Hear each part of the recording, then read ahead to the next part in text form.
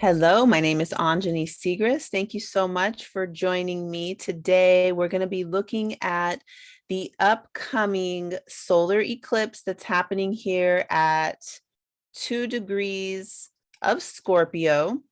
And as you can see, we have Venus right there.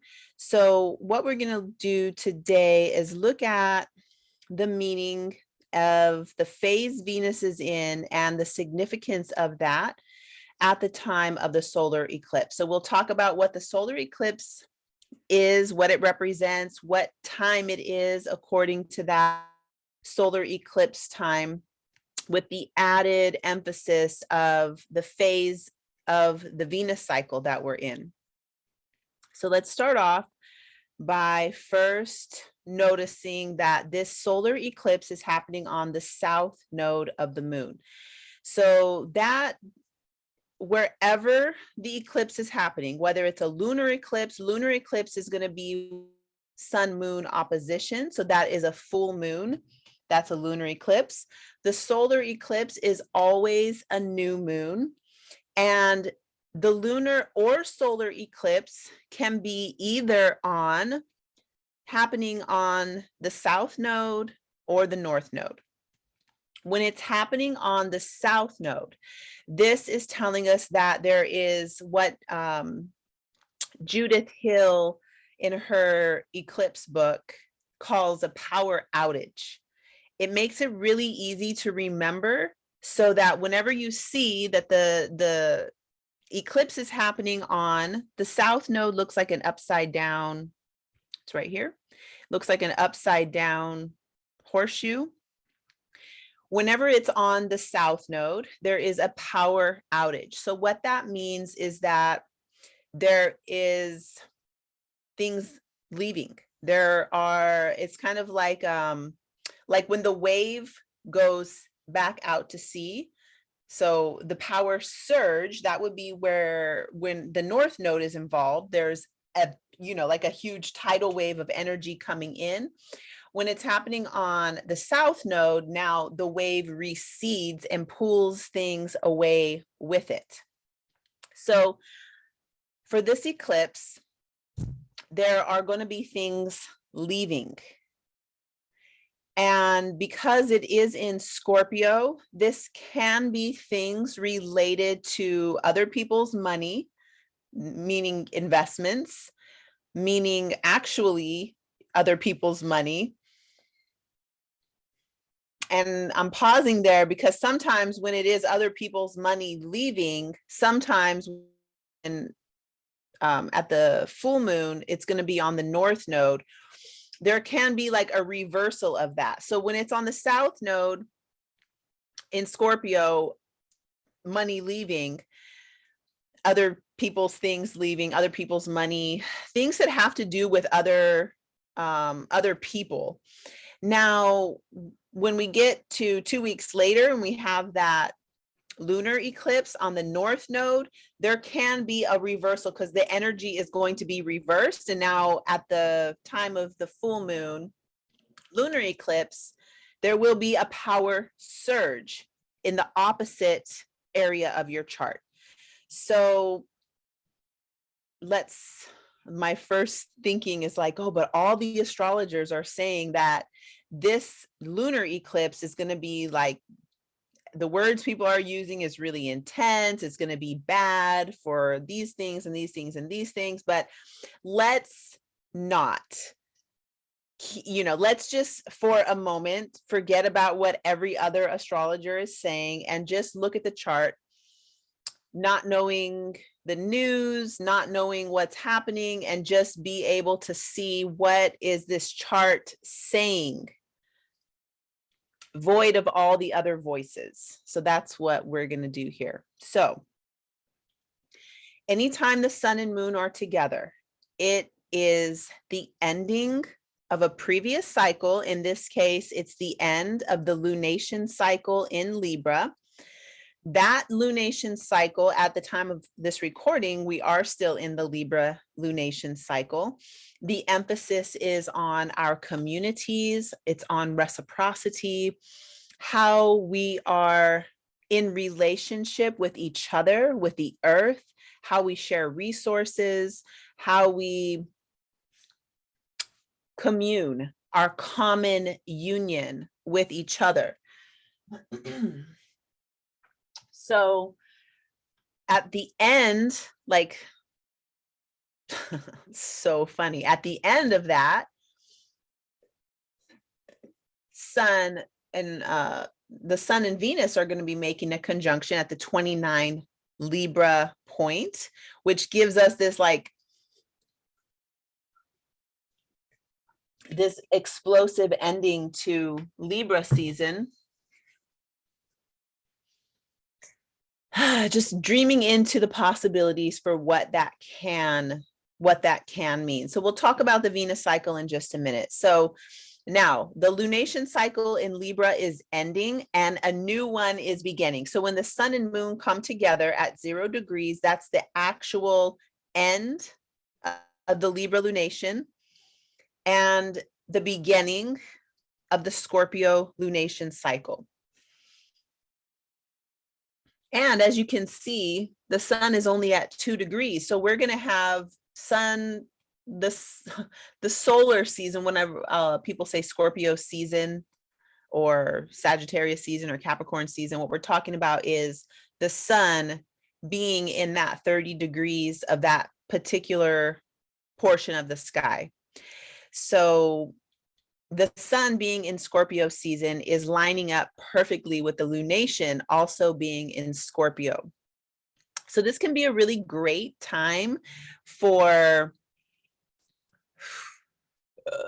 everything that has to do with what is hidden. Your hidden, we'll call it the mysteries, because Scorpio has to do with sex, death, other people's money, your investments, your secrets, things that you have around sexuality that probably are secret unless you have somebody that you are emotionally intimate with, that you share those secrets with. Well, it's still a secret. People don't usually talk about their sexuality issues, digestive issues. That's also, we talk about that with Scorpio. Digestive issues, not in the upper section of the digestive issues is Virgo. And then when we get to Scorpio, it's more about the very end of digestion, which is basically the compost leaving your body and the waste being exited from your body. Okay, so those topics can be coming up. Wow. And also, okay, so the beginning of the lunation cycle starting in Scorpio. So the thing is that we also have Venus here. And again, because it's on the south node, there is things leaving. This has to do with karmic patternings, conditioning, things that we believe, things that are not necessarily true, but you know, if you believe something, it's like a truth, a subjective truth. So finding out that your subjective truth wasn't actually true, like how do you feel when that happens? Because that is a similar feeling to what happens with Scorpio solar eclipse. And now we add in Venus, and it could possibly be around issues that have to do with your friend groups, your family, your future, your finances, your resources, and who you're sharing your resources with. Venus is usually thought of as the goddess of love and having to do with just all these really beautiful things like abundance and fertility. And yes, Venus does relate with abundance and fertility. But the phase that Venus is in currently is known as the underworld phase. So Venus on September 14th became glared out by the sun, meaning that when I go out in the morning and look at the horizon, I won't see Venus because sun is so close that so whenever Venus is visible in the morning sky, sometimes I'll have visibility for like 40 minutes after the sun comes up. The sun starts to peak up, but Venus is so bright in the morning sky. Well, that was this January when Venus rose in the morning sky. February, I could still see Venus pretty good for some time after sunrise. So it just depends on how many degrees away the sun and Venus are, will determine the visibility that we have, either in the morning sky or the evening sky. In the Mayan culture, from what I understand currently, when Venus is in the morning sky, it relates more with aggression in the community. So this like wars, it can be just like discord. Like it doesn't mean that Venus is, well, the Sumerians and actually the Mayans too consider Venus to be the goddess of love and war. And so Venus in the morning phase is more related to the war aspect. And it doesn't mean that Venus is a warrior by any means, but that the cycle has co-responded with enough times for people to take notice of what was happening with the community. And so Venus in the morning sky more relates with aggressive behaviors. Now, the phase we're in now, Venus, like I said, on September 14th, made that 10 degrees close to sun, which rendered Venus not visible anymore. And this is considered underworld Venus. During this time, a lot of what's being worked out has to do with our own personal ideas about our personal value systems, what we really are longing for in relationship with intimacy with the earth, with our lovers, with our family, with our friends. Intimacy meaning that you are able to fully be yourself, say whatever you want, and knowing that these people will love you no matter what. That kind of intimacy. And who you're sharing your whole self with, your resources, like time, sharing your time, sharing affection, giving attention to somebody, or sharing attention with somebody. These are Venus things. So while Venus is in the underworld, what's being worked out is like what I like to do when Venus is in the underworld is really just contemplate like what that whole thing means to me. Like, what is the value of having somebody who you can be yourself with? And since 2020, and we found out a lot about who we couldn't be ourselves with, and our ideas were violently pushed up against if we had different ideas or value systems than our friends. Like, this is something that is completely wild to me because I have Venus in Aquarius, and part of that is that I'm friends with people who are not like me at all. And I say like, oh, I have a lot of weird friends who do weird things. And it's like, it's very broad, very different, all walks of life, I think is the term. Like, I have friends and clients, acquaintances from all walks of life. And I've always liked it that way.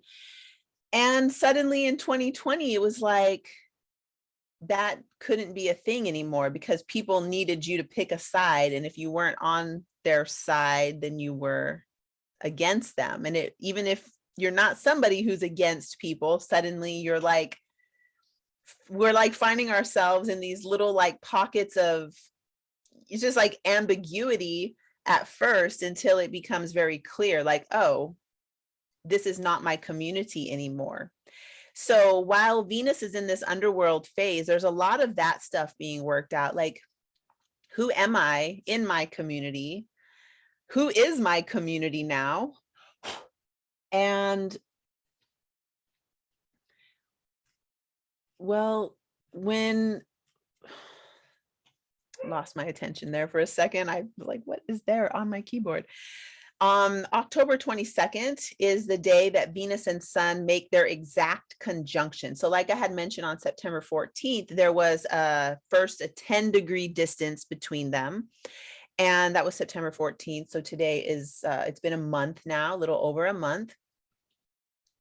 Venus is like within 1 degree. Today, actually, at the time I'm recording this, Sun is at 24, Venus is at 23 degrees of Libra, and they're actually making a 90-degree square with Pluto today, which that's exciting because there's like, we are very aware that there's endings happening in our friend groups, in our personal, intimate relationships, endings in what we thought we wanted, the endings and things of what we thought was the main value of what we wanted for our life. Something that's just occurring to me in the last month or so since Venus has been in the underworld. I couldn't make this up.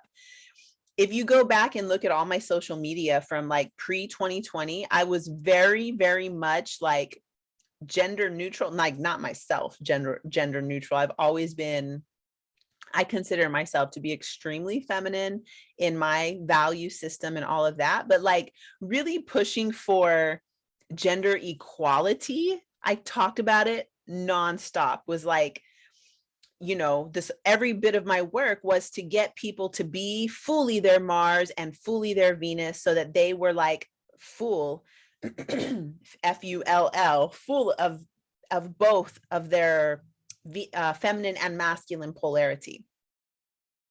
And what's just now occurring to me is like, I never really liked that. Like I personally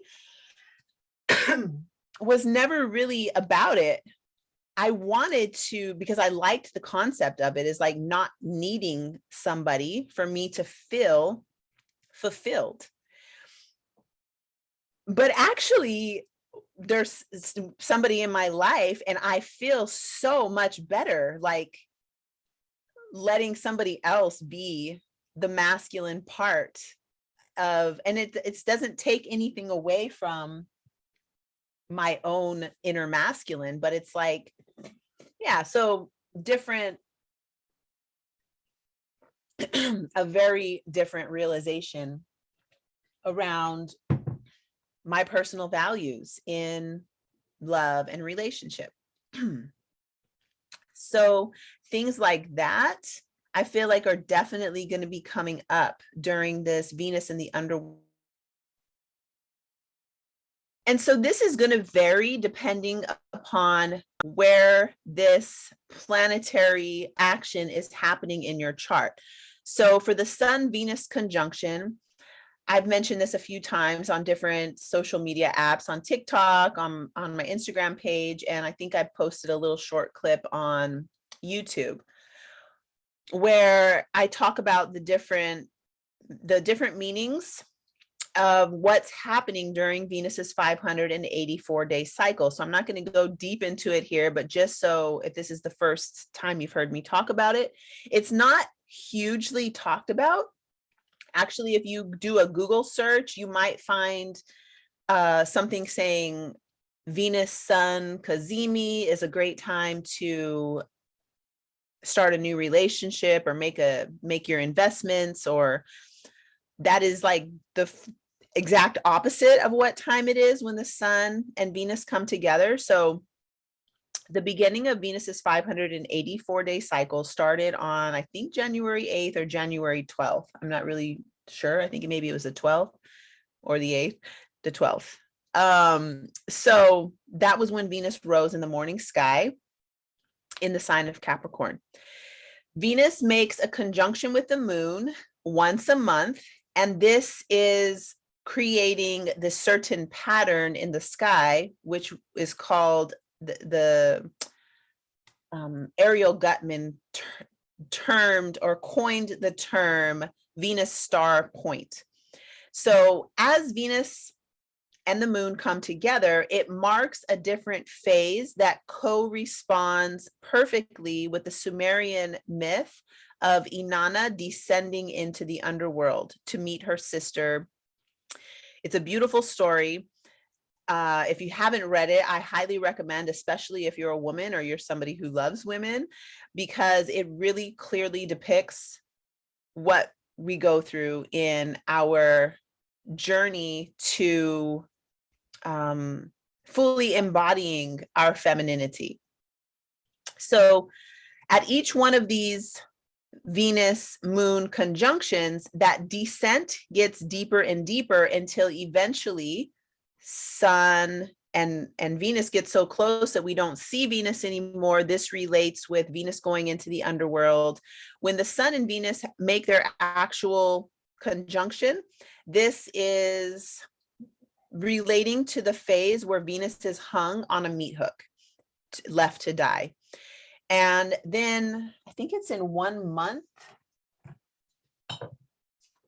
So depending on how long Venus is in the underworld or not visible, it's either going to be 60 days or 90 days.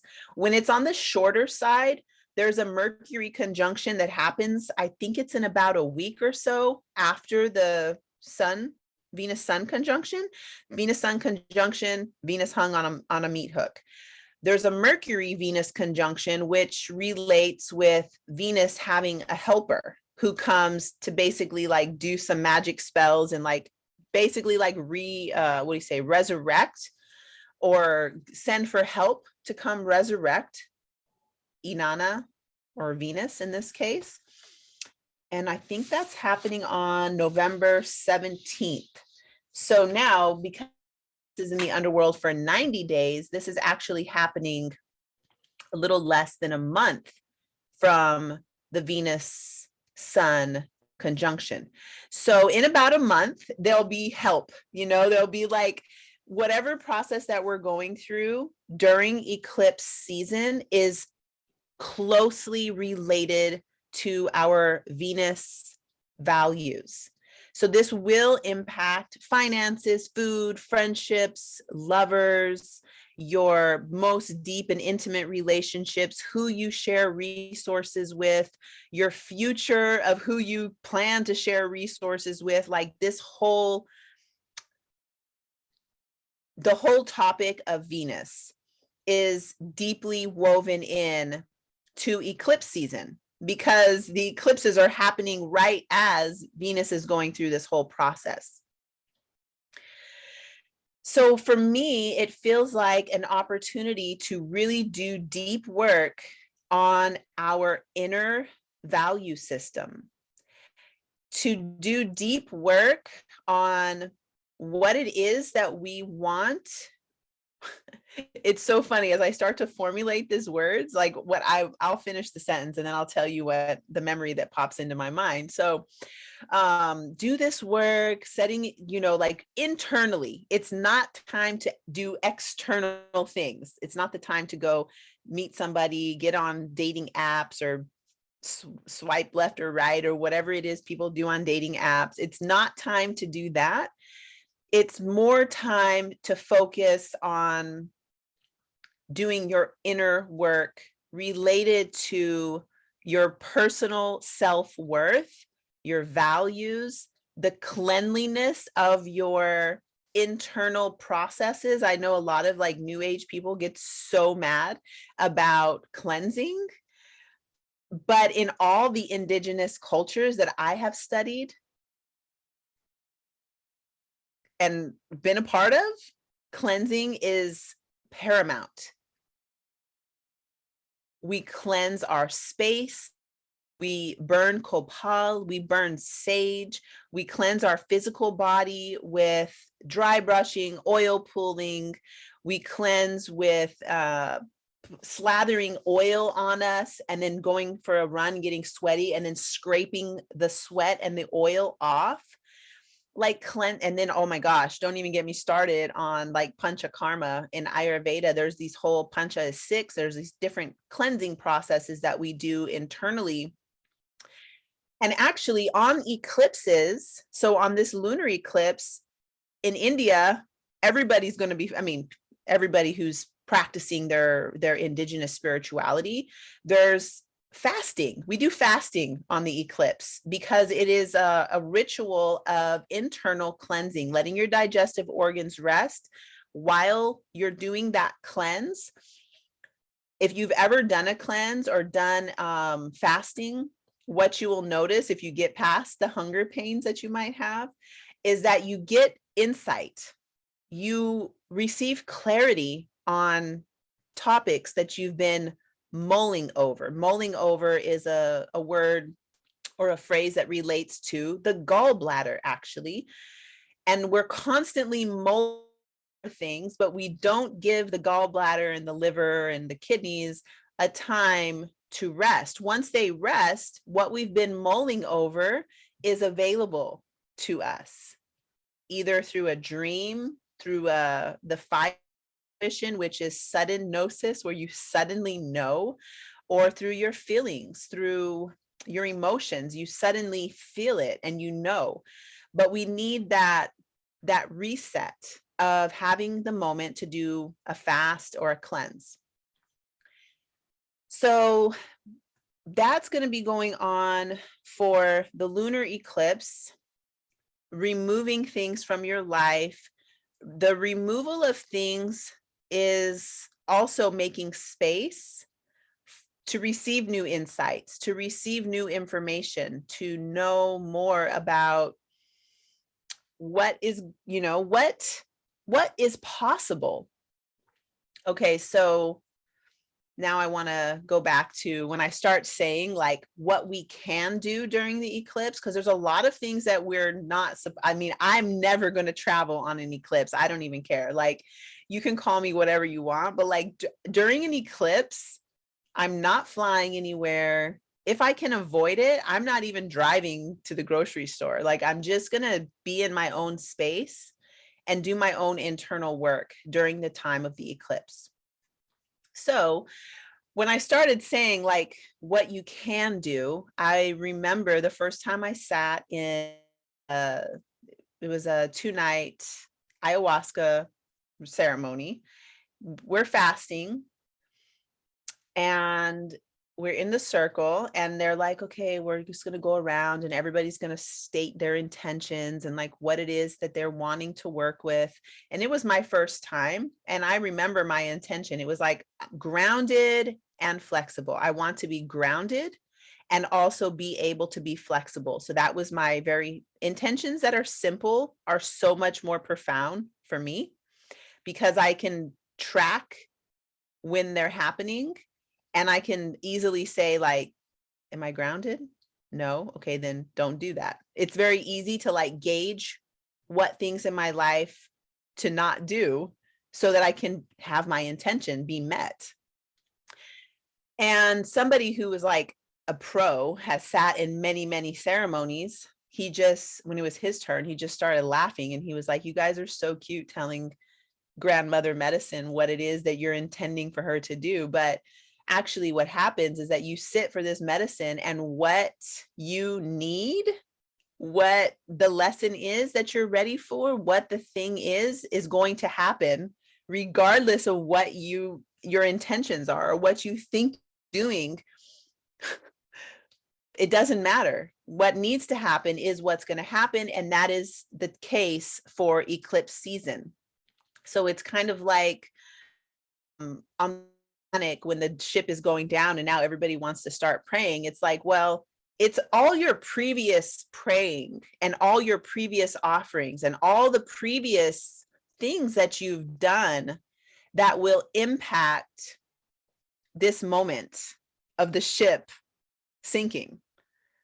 It's not like now I did all this, I, used all my time and money on hookers and nothing wrong with hookers, but that I used all my time doing all this other stuff. And now at the moment of the eclipse, now I want to start like being good or whatever. It just doesn't really work like that. So the eclipse, as you see, The south node being the past karmic patterning, conditioning, the north node being where we're going, the future, our destiny. This is known as, I call it the evolutionary axis. I've heard it be called the axis of fate or something like that. So basically it's like all your past actions and all the future possibilities collide at the time of the eclipse. And so it's kind of like a reset, a moment to like catch up so that all your past efforts, all the things that you've been, all the prayers you've been praying, all the offerings you've been making, all the, what I think about, like I will always tell people when they get astrology readings with me, to, especially if they're entrepreneurs, well, mostly if they're entrepreneurs, is to create avenues for people to find you, for people to refer other people to you. I had an opportunity to read for Erykah Badu, and I had an opportunity also to read for Nako. Both of them gave me their information, and I was able to like create prayer beads, and it was like this whole interaction.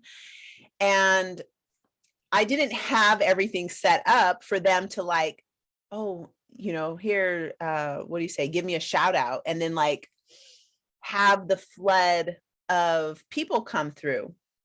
So it's really important that you have those avenues set up so that when something does happen, like the moment of destiny where you meet that person that does the thing, and your previous work needs to already have been put in place. So in my situation, I've always had this stuff. I've had this stuff set up since 2015.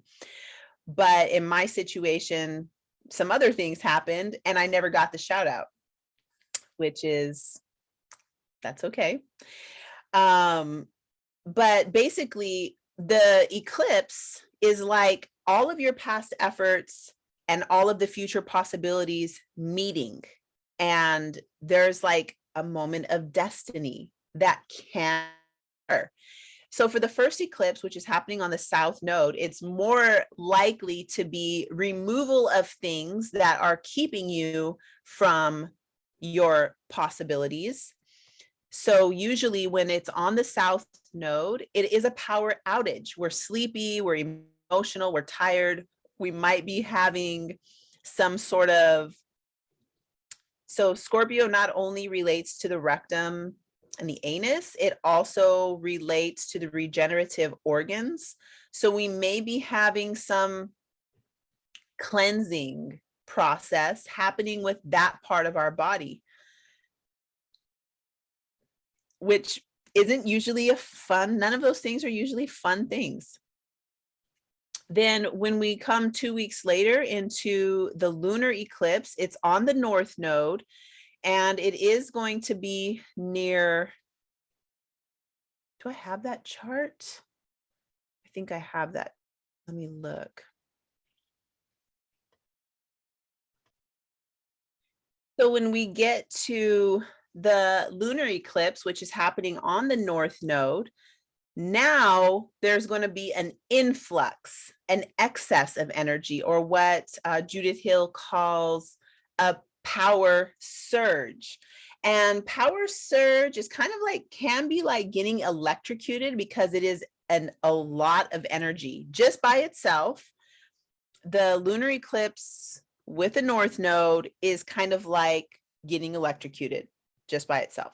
Now we have Uranus, who is going to be at the exact same degree. So Uranus at 16, Moon at 16, Taurus, Sun at 16 of Scorpio. So Uranus is known as the planetary force of the what we call this, the Great Awakener, the planetary force of radical freedom, unexpected changes, shifting the assemblage point, so knocking normal off course.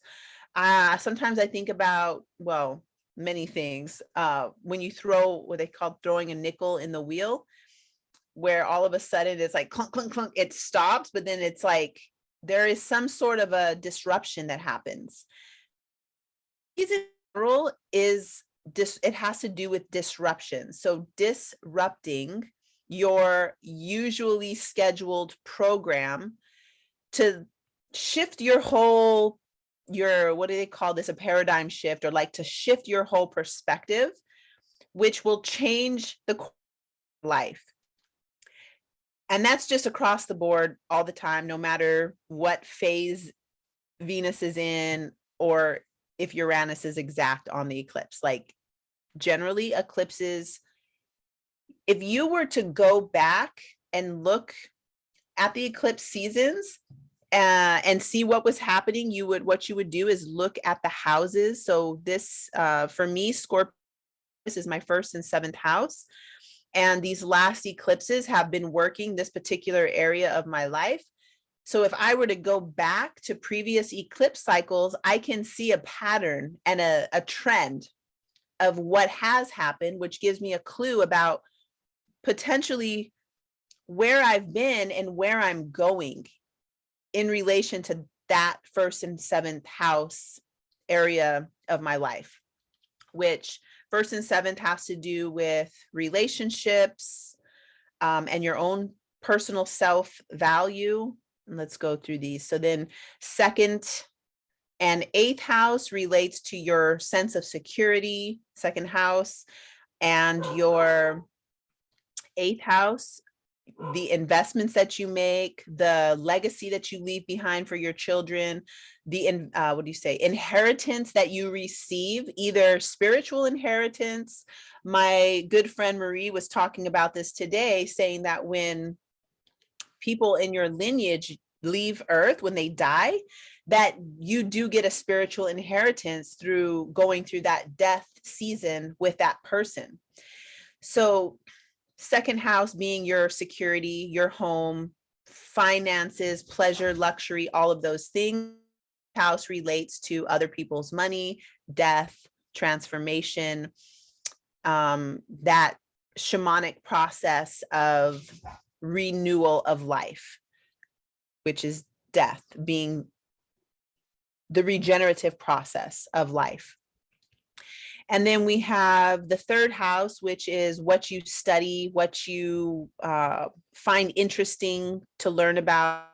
So relates with your siblings, how you communicate, what you would communicate. 9th house being the philosophy, the bigger. So if the 3rd house is like short trips and conversations and, you know, something that you're looking at in a magazine, the 9th house is long trips, the philosophies you create from life from those long trips, the higher intelligence, so the master's degree course that you took, that's the 9th house. So that polarity has to do with intelligence and education and the philosophies.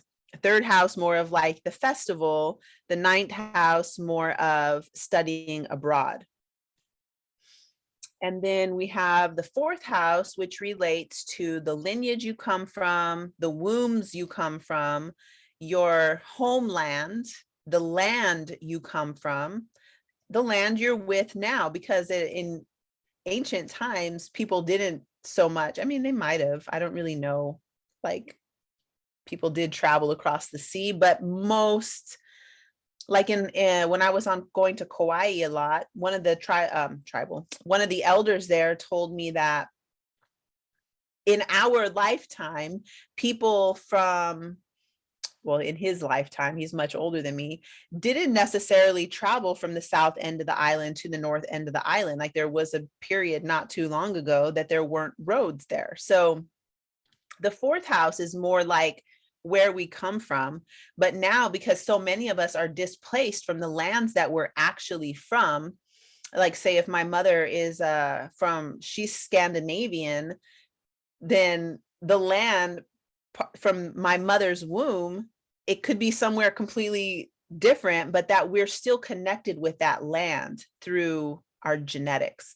So 4th house has to do with, you could say, with your genetics, the land that you're from, primarily people think about the fourth house and related to wombs that you're from, how you mother yourself, the nurturance and the sanctuary that you provide in your life. And then the 10th house being, so if the fourth is all of that, the 10th house is like the exact opposite, which has to do with your, normally we'll call this your career, has to do with the people that you associate with at work or in your public life. So if the fourth house is your most secret private life, womb that you come from, your home and your private life, the 10th house is going to be your public life, how people who don't really know your home life, how they think of you. People who don't really know where you're from and what you've been through and what goes on in your private life, the 10th house is all of those people. And often we'll say your career. It's normally like the service that you do out in the world and what people know of your service that you do out in the world. And then we have the 5th house relating to your creative self-expression, inner child. This can also relate to children that you have or children that you will have. 5th house in relation to the 11th house. 11th house is your peer groups.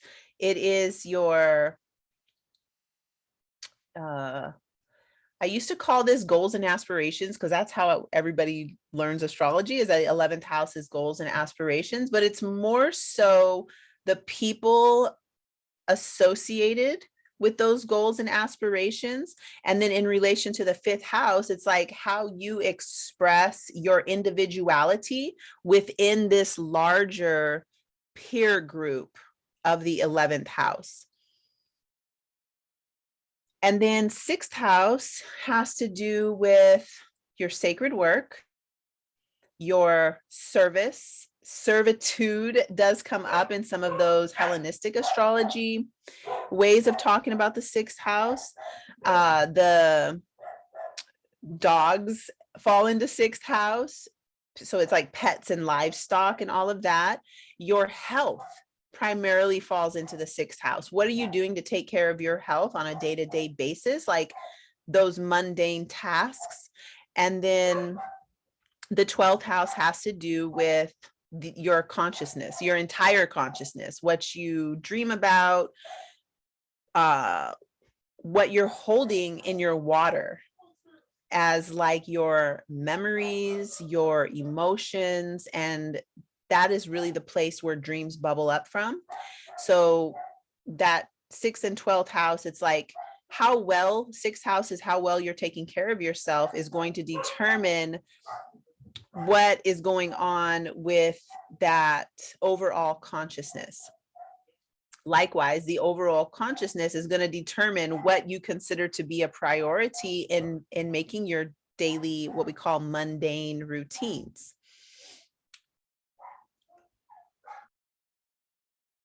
So depending on what your rising sign is, that is going to tell you where this eclipse is.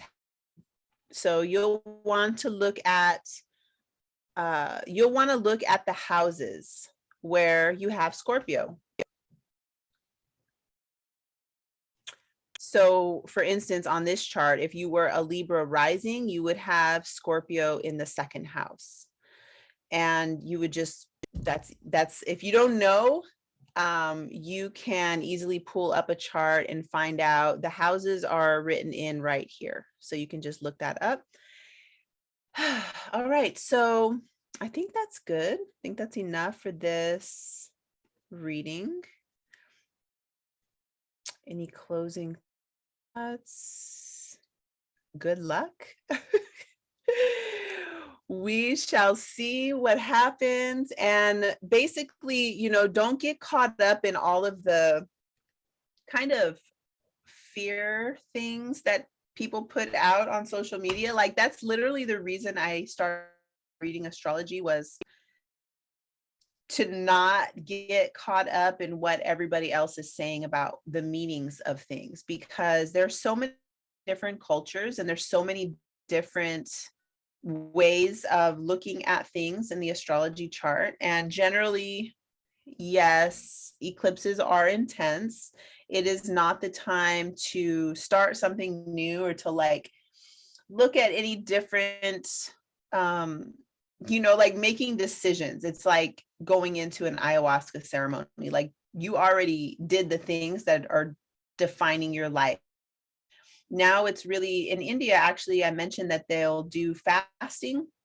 It's also a day to like do chanting, to meditate, to pray, to be close to the earth and close to loved ones, but not really talking.